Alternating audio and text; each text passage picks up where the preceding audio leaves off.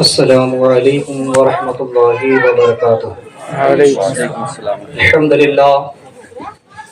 للہ نحمده ونستعینه ونستغفره ونؤمن به ونعوذ باللہ من شرور انفسنا ومن سیئات اعمالنا، من یهد اللہ فلا مضل له ومن يضلل فلا هادي له، ونشهد ان لا اله الا الله وحده لا شريك له، ونشهد أن سيدنا ومولانا محمدا عبده ورسوله.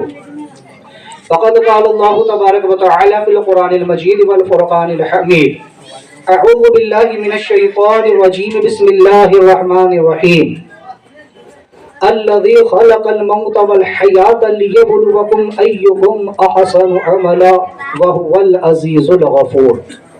وفي مقام آخر: كل نفس ذائقة الموت. صدق اللہ العظیم وصدق رسولہ النبی الامین المکین الکریم، لمن الشاہدین والشاکرین والحمد للہ رب العالمین۔ بعد توحید کے متوالوں، شمع رسالت کے پروانوں، غوث و خواجہ کے چاہنے والوں، مصطفیٰ جان رحمت صلی اللہ تعالی علیہ وسلم کے دیوانوں، آئیے آغاز گفتگو سے قبل ہم اور آپ مل کر انتہائی خلوص و محبت کے ساتھ غمت خضرا کی جانب لو لگا کر حضور آقا انعامدار مدینے کے تاجدار ہم غریبوں کے غمگسار جناب رحمت مجتبی محمد مصطفیٰ علیہ تحیت و ثنا صلی اللہ تبارک و تعالی علیہ وسلم کی بارگاہ بے کسفنا میں درود و سلام کا نذرانہ پیش کر پڑے: اللہم صلی علی سیدنا و مولانا محمد معدن الجود والکرم وآلہ وصحابہ وبارک وسلم. اللهم صل على سيدنا مولانا محمد صلاة تنجينا بها من جميع الأهوال والآفات وتقضي لنا بها جميع الحاجات وتطهرنا بها من جميع السيئات وترفعنا بها عندك الدرجات وتبلغنا الغايات من جميع الخيرات في الحياة بعد الممات إنك على كل شيء قدير.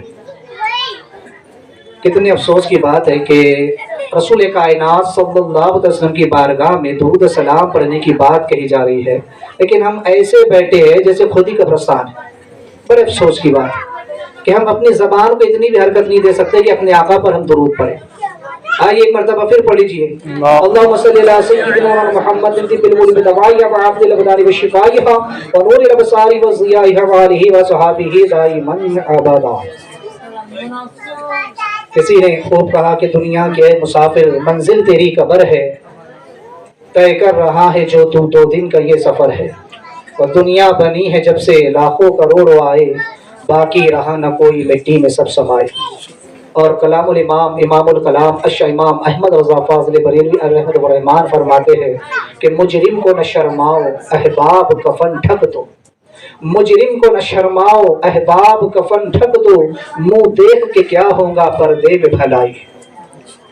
اللہ تبارک و تعالیٰ قرآن مجید و برہان رشید میں ارشاد فرماتا ہے: الذی خلق الموت والحیات لیبلوکم ایکم احسن عملا وہو العزیز الغفور.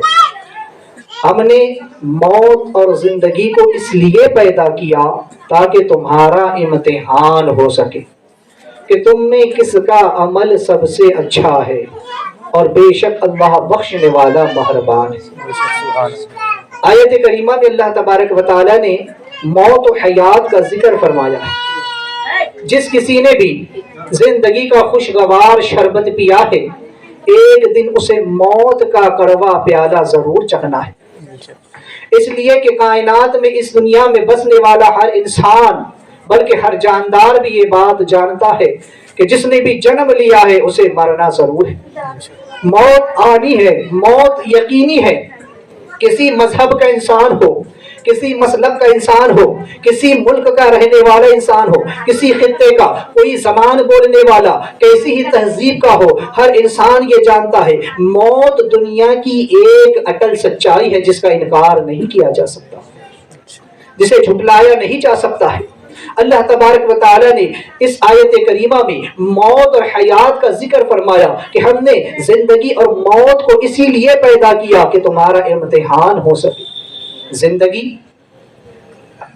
یہ جو دنیا ہے، ویسے تو موت اور حیات یہ کئی اعتبار سے ہے، کئی اموات ہوتی ہے اور کئی زندگیاں انسان کو ملتی ہیں، لیکن الگ الگ عالم کے اعتبار سے معاملات ہوتے ہیں. میں ان کی تفصیل میں نہیں جاتا. عالم ناسود کی زندگی، عالم ہاہوت کی زندگی، اس کے بعد عالم برزخ کی زندگی، عالم محشر وغیرہ وغیرہ، تو یہ تمام زندگیاں آنی اور جانی ہے، تمام موتیں اور آنی جانی ہے. لیکن یہ جو عالم ناسود ہے، ہم اور آپ جس کائنات میں اس وقت موجود ہے، ہم اور آپ اس وقت جو زندگی گزار رہے ہیں، اس زندگی میں اس پر جو اطلاق ہوتا ہے زندگی کا، اور یہاں سے جانے کے بعد جو اطلاق ہوتا ہے موت کا، یہاں انسان آ کر مکلف بالشرع ہوتا ہے. اسی لیے اللہ تبارک و تعالی نے قرآن مجید کے اندر اس زندگی کا ذکر فرماتے ہوئے کہا کہ الذی خلق الموت والحیات لیبلوکم ایکم احسن عملا، کہ ہم نے زندگی اور موت کو اس لیے پیدا کیا کہ تمہارا امتحان ہو سکے. انسان بیکار پیدا نہیں کیا گیا ہے، انسان یوں ہی پیدا نہیں کیا گیا ہے، انسان آوارہ گردی کے لیے پیدا نہیں کیا گیا ہے، انسان عیش و عشرت کے لیے پیدا نہیں کیا گیا ہے، انسان اپنی منمانی زندگی گزارنے کے لیے پیدا نہیں کیا گیا ہے، بلکہ خلاق کائنات نے، اس انسان کے پیدا کرنے والے رب نے خود اس کا ضابطہ بھی بیان فرمایا ہے، اس انسان کو پیدا کرنے کا مقصد بھی بیان فرمایا ہے. وَمَا خَلَقْتُ الْجِنَّ وَالْإِنسَ إِلَّا لِيَعْبُدُونِ، ہم نے جن اور انسان کو صرف اپنی عبادت کے لیے پیدا کیا. تو انسان کی زندگی کا مقصد بھی اللہ نے بیان فرمایا کہ تمہیں پیدا ہی اس لیے کیا کہ تم ہماری بندگی کرو، تمہاری زندگی ہماری دی ہوئی ہے، اس لیے ہماری بندگی کا فریضہ انجام دو، ہمارے محبوب صلی اللہ علیہ وسلم کی پیروی کرو، ان کے نقش قدم پر چلو، ان کی سنتوں پر عمل کرو. اسی لیے تو حضور سرکار تاج الشریعہ فرماتے ہیں کہ زندگی یہ نہیں ہے کسی کے لیے، زندگی ہے نبی کی، نبی کے لیے. نہ سمجھ مرتے ہیں زندگی کے لیے، جینا مرنا سب ہے نبی کے لیے. تو یہ زندگی بیکار مت گزاریے، یہ زندگی انسان کو ایسے ہی نہیں دی گئی ہے، بلکہ یہ زندگی دے کر کے رب کائنات نے فرمایا ہے کہ ہم نے تمہیں امتحان کے لیے بھیجا ہے. رب کائنات کا فلسفہ دیکھے کہ مولا تبارک و تعالی نے جب زندگی اور حیات کا ذکر اپنی اس قرآن میں فرمایا، جب اس آیت کریمہ میں فرمایا، تو موت کا ذکر اللہ نے پہلے کیا اور زندگی کا ذکر اللہ نے بعد میں کیا. الذی خلق الموت والحیات، پہلے موت کا ذکر کیا بعد میں زندگی کا، کیونکہ اللہ تعالیٰ جانتا ہے کہ بندہ جب اس زندگی میں آئے گا، بندہ جب اس کائنات میں آئے گا، اس دنیا میں آئے گا، اور یہ زندگی جب وہ جیے گا تو اپنی موت کو فراموش کر دے گا، اپنی موت کو بھلا دے گا. دنیا کے عیش و عشرت میں، دنیا کے ماحول میں، دنیا کی رنگ رنگیوں کے اندر وہ انسان ایسا مست ہو جائے گا، انسان دنیا کی شہوت کے اندر، دنیا کی خواہشات کے اندر اس طریقے سے گھر جائے گا کہ اسے موت یاد نہیں رہے گی، وہ اپنی موت سے غافل ہو جائے گا. اسی لیے رب کائنات نے پہلے موت کا ذکر فرمایا تاکہ ہر انسان اپنی موت کو یاد رکھے، ہر انسان یہ جان لے کہ اسے مرنا ضرور ہے، اسے موت آنا ضرور ہے. موت سے کوئی بچ نہیں سکتا ہے، موت سے کوئی بھاگ نہیں سکتا ہے. قرآن نے تو کہا ہے کہ تم کیسے ہی مضبوط قلعوں کے اندر جا کر کے چھپ جاؤ، تم زمین کی تہہ کے نیچے چلے جاؤ، تم چاہے جہاں کہیں بھی چلے جاؤ، موت تمہیں آ کر کے رہے گی. اور جب موت کا وقت آ جاتا ہے، جب انسان کی دھڑکنوں کے ختم ہونے کا وقت آ جاتا ہے، انسان کی سانسیں تھمنے کا وقت آ جاتا ہے، جب اس کا رزق ختم ہونے کا وقت آ جاتا ہے، تو پھر ایک لمحے کی اسے مہلت نہیں دی جاتی ہے، ایک لمحہ بھی آگے پیچھے نہیں ہو سکتا ہے، بلکہ موت کا فرشتہ جہاں وہ بندہ ہوتا ہے، جہاں اس کی روح قبض ہونی ہوتی ہے، وہاں پہنچ کر کے اس کی روح کو قبض کر لیتا ہے.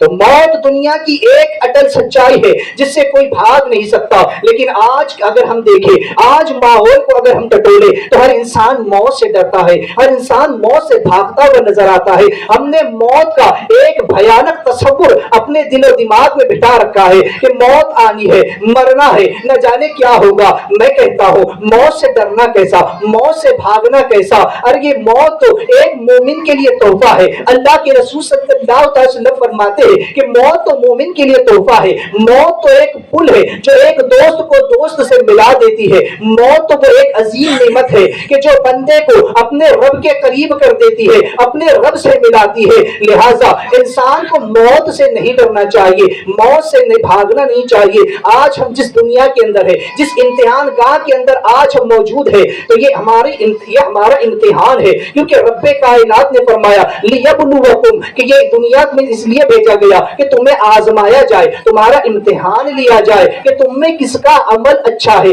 یہاں پر بندگی کے لیے بھیجا گیا ہے, امتحان کے لیے بھیجا گیا ہے. میں ایک مثال آپ کے سامنے رکھنا چاہتا ہوں کہ موت سے کون لوگ ڈرتے ہیں, موت سے کون لوگ بھاگتے ہیں, امتحان سے کون لوگ دور رہنا چاہتے ہیں. ایک مثال کو سمجھیے کہ آج جو بچے کا امتحان ہوتا ہے, جس بچے نے سال بھر کوئی تعلیم صحیح طور پر تعلیم پر توجہ نہیں دی ہے, اس نے کوئی کلاس اٹینڈ نہیں کی ہے, استاد کی بارگاہ میں بیٹھ کر صحیح سے درس و تدریس نہیں لی ہے, سبق اس نے نہیں پڑھا ہے, جب امتحان کا وقت قریب آتا ہے تو ایسے ہی شاگرد بھاگتے ہوئے نظر آتے ہیں, امتحان سے جی چراتے ہوئے نظر آتے ہیں. اور جب امتحان دے بھی لیتے ہیں, شاذ و نادر جس طریقے سے بھی ڈرتے ڈرتے امتحان گاہ میں پہنچ جاتے ہیں, امتحان ہال میں پہنچتے ہیں اور جیسے تیسے 1.5-2-3 گھنٹے کا وقت گزار لیتے ہیں, اپنا پرچہ جیسے تیسے لکھ لیتے ہیں. اس کے بعد بھی انہیں ڈر لگا رہتا ہے, اس کے بعد بھی انہیں خوف ستاتا رہتا ہے کہ رزلٹ کا دن کیسا ہوگا, جب رزلٹ کا دن آئے گا, جس دن ہمارا رزلٹ آئے گا اس دن کیا ہوگا.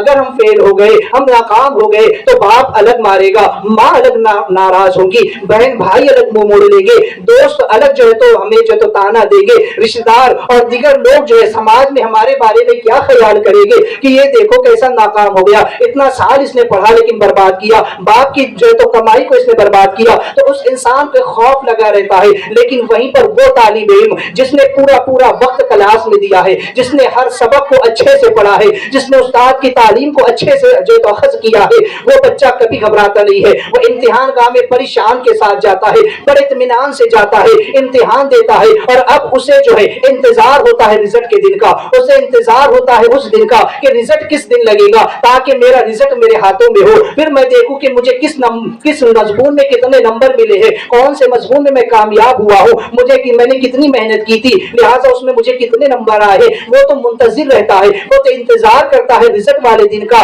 جو تو رزلٹ ملنے والے دن کا. تو لہٰذا یہی معاملہ ہے ہماری زندگیوں کا کہ ہم اس دنیا میں یوں ہی نہیں بھیجے گئے ہیں, بلکہ رب کائنات نے زمین پر بھیج کر کے بتایا کہ تمہارا امتحان ہونے والا ہے. اور امتحان کس بات کا ہوگا, امتحان تمہارا کہاں سے لیا جائے گا, تمہارا سلیبس کیا ہوگا, تو رب کائنات نے وہ بھی بتا دیا ہے. قرآن ہمیں تھیری کی شکل میں دے دیا گیا ہے, اور رسول کائنات صلی اللہ تعالی علیہ وسلم, ان کے صحابہ اور ان کی ازواج اور ان کی اہل بیت اور پھر صحابہ اور پھر جو ہے تو ائمہ مجتہدین علماء, ان سب کی زندگی ہمارے لیے پریکٹیکل ہے.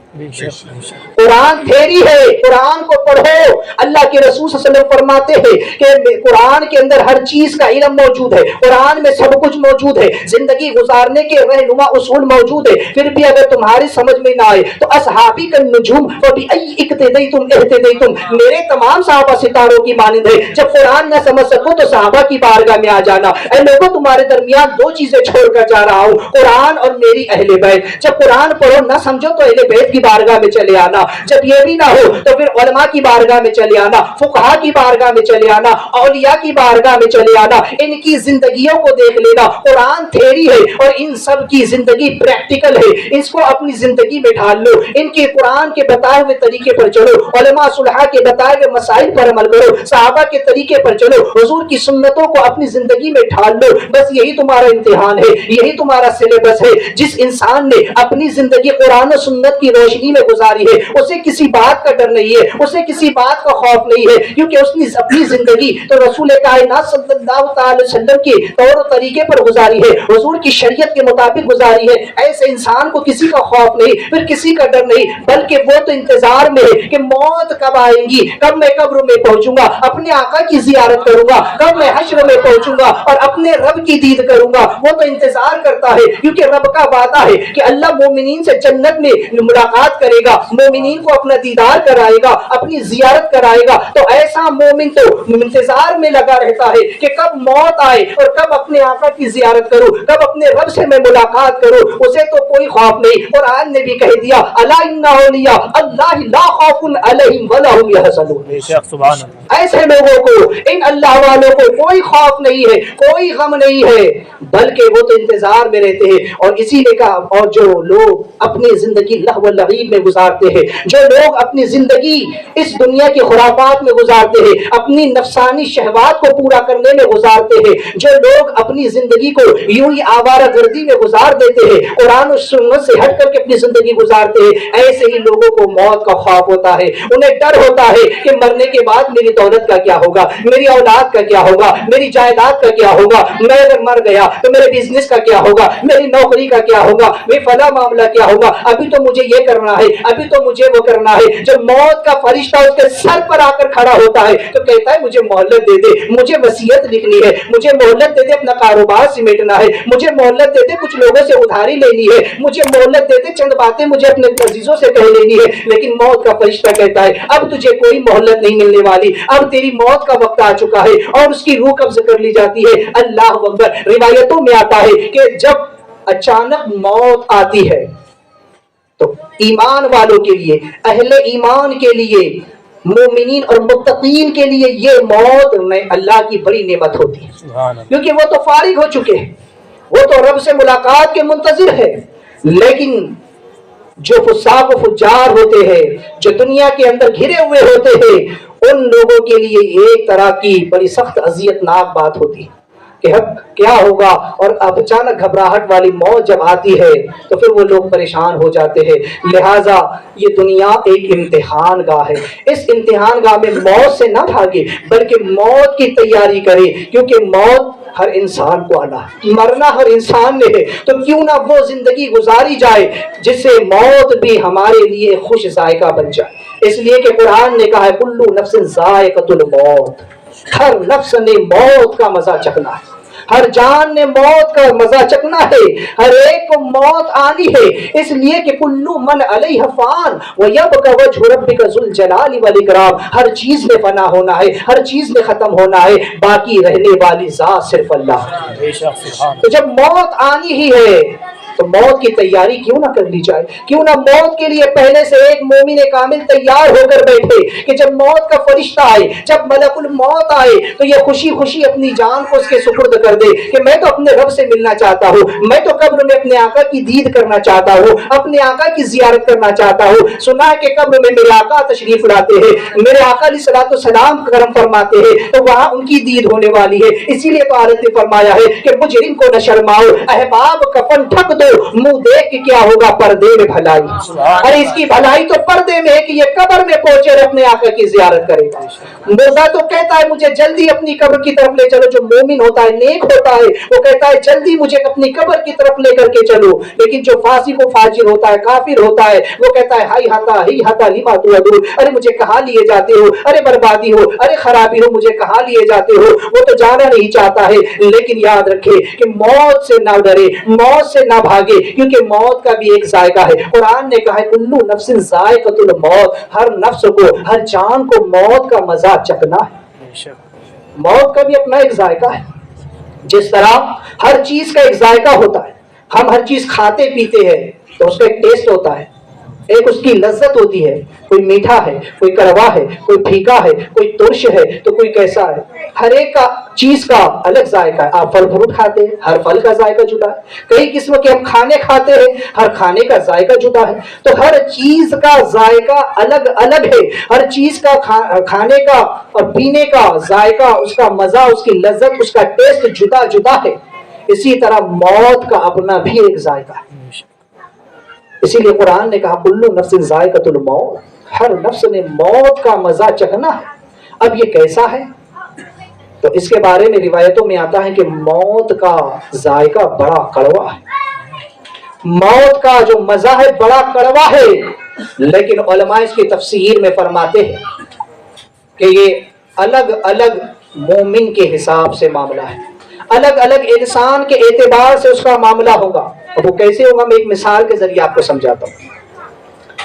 اگر کسی کو بخار ہو جائے تو بخار کی حالت میں انسان سے کوئی چیز کھائی نہیں جاتی، وہ جو بھی چیز کھائے، اگر حلوہ بھی کھائے نا تو اسے کڑوا محسوس ہوتا ہے۔ حلوہ تو میٹھا ہوتا ہے، ہر کھانے کا ٹیسٹ اپنی جگہ ہوتا ہے، لیکن جب انسان کو بخار ہو تو بخار کی حالت میں اسے ہر چیز کڑوی محسوس ہوتی ہے۔ اب بخار کی شدت پر ڈیپینڈ کرتا ہے کہ بخار کتنے درجے کا ہے۔ اگر بخار جتنا زیادہ ہوگا کھانے کی کڑواہٹ بھی ویسی ہی ہوگی. اگر بخار بہت زیادہ ہائی لیول پر ہو تو انسان کا معدہ کھانے کو قبول بھی نہیں کرتا ہے.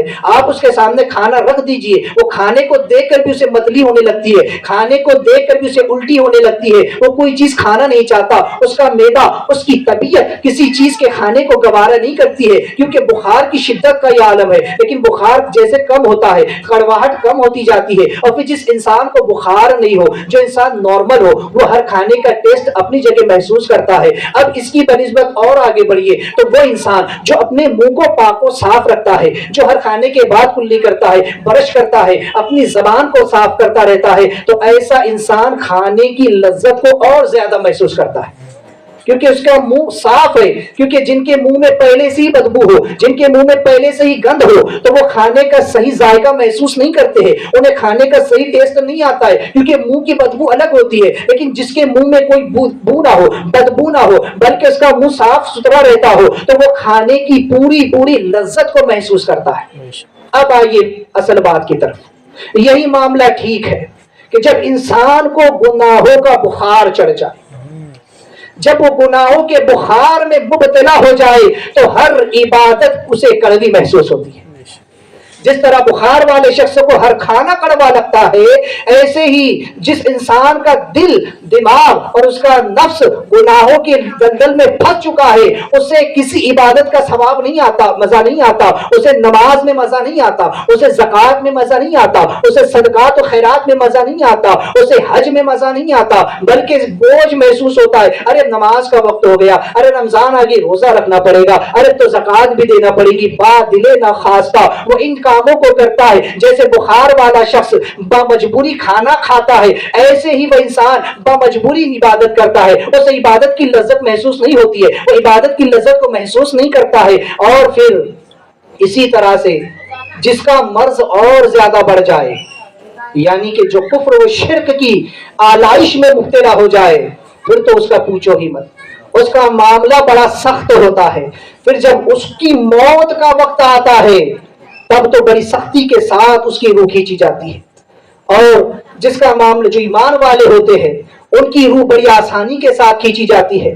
اور پھر ایمان والوں میں بھی جو نیکوکار ہوتے ہیں ان کا معاملہ اور ہوتا ہے، جو گناہگار ہوتے ہیں ان کا معاملہ اور ہوتا ہے. اسی لیے میں نے کہا کہ جس کا معاملہ جیسا گناہوں کا ہوتا ہے، ویسا ہی اس کے ساتھ معاملہ ہوتا ہے. اس کی روح اسی اعتبار سے قبض کی جاتی ہے. کفر و شرک کی آلائش میں اور بدعقیدگی اور گمراہی میں اگر پڑا ہوا ہے تو پھر اس کی روح بھی ایسی سختی کے ساتھ قبض کی جاتی ہے. اگر ایمان والا ہے تو روح ذرا کم سختی کے ساتھ قبض ہوتی ہے. اسی طرح اگر کبھی ایمان والا تو ہے لیکن گنہگار ہے تو اس اعتبار سے اس کی روح قبض ہوتی ہے. لیکن اگر نیکوکار ہے، جس طرح میں نے کہا کہ کسی انسان نے اپنے منہ کو صاف کر لیا تو وہ کھانے کا پورا ذائقہ محسوس کرتا ہے. اسی طرح وہ انسان جس نے اپنی زندگی کو شریعت کے رنگ میں رنگ لیا ہے، مصطفیٰ کی سنتوں سے اپنی زندگی کو روشن کر لیا ہے، جب وہ انسان کی موت کا وقت قریب آتا ہے، وہ انسان عبادتوں میں لذت محسوس کرتا ہے، وہ انسان نماز میں لذت محسوس کرتا ہے، ہر عبادت میں لذت محسوس کرتا ہے. وہ کسی عبادت کو چھوڑنا نہیں چاہتا، جس طرح انسان لذیذ کھانوں کو چھوڑنا نہیں چاہتا. جب انسان کو عبادت کا ذائقہ لگ جائے، عبادت کا ٹیسٹ اس کو لگ جائے، اس کی روح کو چسکا لگ جائے تو وہ عبادت کو نہیں چھوڑتا ہے. پھر جب ایسے انسان کی روح قبض ہونے کا وقت آتا ہے تو پھر اس کی روح بڑی آسانی کے ساتھ قبض کی جاتی ہے. بڑے پیار سے اور نرمی کے ساتھ اس کی روح کو اللہ قبض فرمانے کا حکم دیتا ہے. میں نے کہا کہ ہر ایک کے لیے اس کا ذائقہ جدا جدا ہوتا ہے. روایتوں میں آتا ہے حضرت سیدنا عیسیٰ روح اللہ نبی علیہ الصلوۃ والتسلیم نے جب ایک مردے کو زندہ کیا جسے مرے ہوئے 100 سال کا عرصہ بیت چکا تھا، اسے اٹھا کر کے جب آپ نے پوچھا کہ بتا موت کی سختی کیسی ہے، تو کہنے لگا کہ مجھے مرے ہوئے 100 سال بیت چکے لیکن آج تک موت کی سختی اور موت کا کڑوا ذائقہ میں محسوس کرتا ہوں. اللہ اکبر. تو اندازہ کیجئے کہ موت کا کتنی کڑواہٹ ہوتی ہے. لیکن میں نے کہا کہ موت کا اپنا ایک ذائقہ بھی ہوتا ہے جو بڑا خوشنما بھی ہوتا ہے، بڑا لذیذ بھی ہوتا ہے. جس نے اپنے آپ کو پاک و صاف کر لیا، جس نے جو ہے تو اپنے نفس کو پاک و صاف کر لیا، اس کے لیے کیا ہوتا ہے؟ روایتوں میں آتا ہے کہ شہید جنت میں عرض کرے گی مولا تیری جنت میں لطف نہیں آتا, تیری جنت میں مزہ نہیں آتا. رب فرمائے گا میرے بندو میری جنت میں ہر طرح کی آسائش ہے, ہر طرح کا آرام ہے, ہر طرح کی لذت کی چیزیں موجود ہے. پھر تمہیں کس چیز نے پریشان کر رکھا ہے, تمہیں کس چیز کی ضرورت ہے, تمہیں لذت کیوں نہیں آتی, مزہ کیوں نہیں آتا؟ وہ کہیں گے مولا کریم ہمیں تیری جنت میں وہ لطف نہیں آتا جو میدان جہاد میں آیا تھا. مولا ہم یہ چاہتے ہیں کہ پھر سے دنیا قائم ہو, پھر سے جو ہے تیرے دین کی خاطر ہم لڑے, دشمن کی تلوار ہو اور ہماری گردن ہو. مولا تیرے دین میں مٹنے میں جو لذت محسوس ہوئی تھی اس وقت جب تیرے دین پر اپنی جان کو قربان کیا تھا, اور جس وقت ہمارا سر جدا اپنے تن سے ہوا تھا,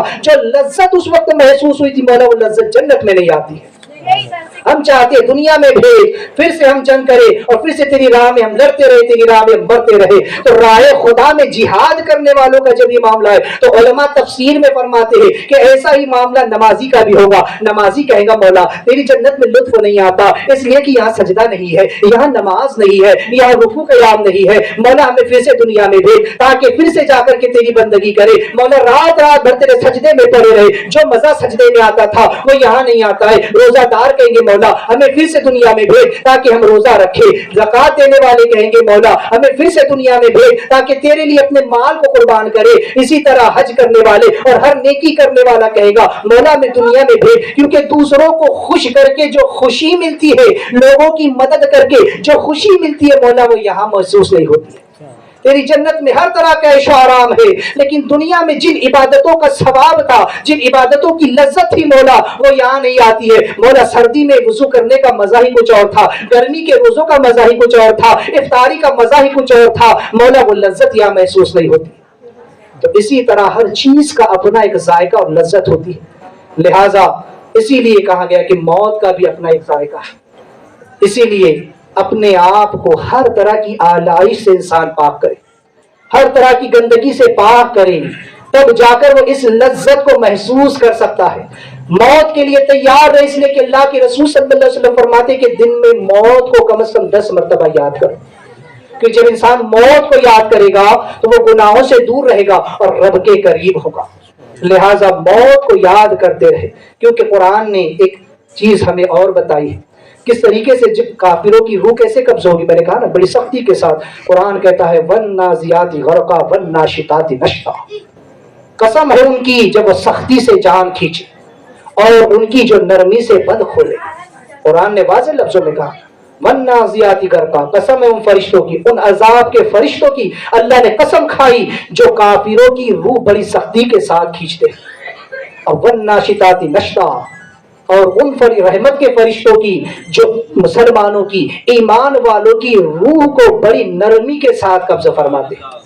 اب تفسیر میں علماء فرماتے ہیں کہ جو نرمی سے روح قبض کی جاتی ہے ایمان والوں کی, اس میں یہ ہے کہ آقا علیہ الصلوۃ والسلام فرماتے ہیں, جب حضور سے پوچھا گیا کہ رسول اللہ روح قبض ہوتے وقت تکلیف کیسی ہوتی, تو میرے آقا علیہ السلام نے فرمایا جیسے ایک درخت کانٹے دار جس پر پورے کانٹے ہی کانٹے لگے ہو, اور ایک ریشم کا کپڑا یا سوتی کپڑا اس کے اوپر ڈال کر اسے جب سختی سے کھینچا جائے تو اس کا ایک ایک دھاگا, ایک ایک ریشم, ایک ایک تار جس طرح سے الگ ہو جاتا ہے, اسی طرح سے روح کھینچی جاتی ہے. اللہ اکبر. اب سوچیے اگر ایمان والوں کا یہ معاملہ ہے تو کافروں کا تو اللہ ہی خیر کرے کہ کیسی سختی کے ساتھ روح قبض ہوتی ہے. تو اب یہ بھی اس میں بھی الگ الگ معاملات, مومنین کا معاملہ الگ, اس میں بھی جو ہے تو نیکوں کا معاملہ الگ اور گناہگاروں کا معاملہ الگ ہوتا ہے. تو بہرحال قرآن نے ایک چیز ہمیں واضح لفظوں میں کہی کہ انسان اپنے آپ کو پاک و صاف کرے. وَأَمَّا مَنْ خَافَ مَقَامَ رَبَّهُ جی وَنَهَى النَّفْسَ عَنِ الْهَوَىٰ فَإِنَّ الْجَنَّةَ هِيَ الْمَأْوَىٰ, کہ جس نے جو اپنے رب کے حضور کھڑے ہونے سے ڈر گیا اور جس نے اپنے نفس کو پاک کر لیا, دنیا کی شہوت سے روک لیا, فَإِنَّ الْجَنَّةَ هِيَ الْمَأْوَىٰ, اس کے ٹھکانہ جو ہے تو جنت الماوا ہے, اس کے لیے جنت الماوا میں ٹھکانہ ہے. تو لہٰذا اپنے رب سے ڈرے, کیونکہ جب انسان موت کو یاد کرے گا تو وہ رب سے ڈرے گا. اور جب رب سے ڈرے گا تو دنیا کی شہوتوں کو چھوڑ دے گا, دنیا کی لذتوں کو سے کنارہ کش ہو جائے گا, اور جب دنیا کی لذتوں سے ہٹ جائے گا تو وہ پاک و صاف ہوگا, تو اس کا ٹھکانہ جنت الماوا میں ہوگا. اور جب ایسے انسان کی موت کا وقت قریب آئے گا تب فرشتے آ کر اس سے کہیں گے یا ایتھا النفس المطمئنہ ارجعی الی ربک راضیۃ مرضیہ فادخلی فی عبادی وادخلی جنتی, کہ اے اطمینان والے نفس پلٹ اپنے رب کی طرف اس حال میں کہ تیرا رب تجھ سے راضی اور تو رب سے راضی, اور اس کے مخلص بندوں میں داخل ہو جا, اس کی جنت میں داخل ہو جا. بس ایک آخری بات کہ اللہ تبارک و تعالیٰ نے اپنے محبوب صلی اللہ علیہ وسلم کو جو معراج کرائی, علماء فرماتے ایک مقصد یہ بھی ہے کہ حضور علیہ السلام کو اللہ نے جنت و دوزخ کی سیر کرائی.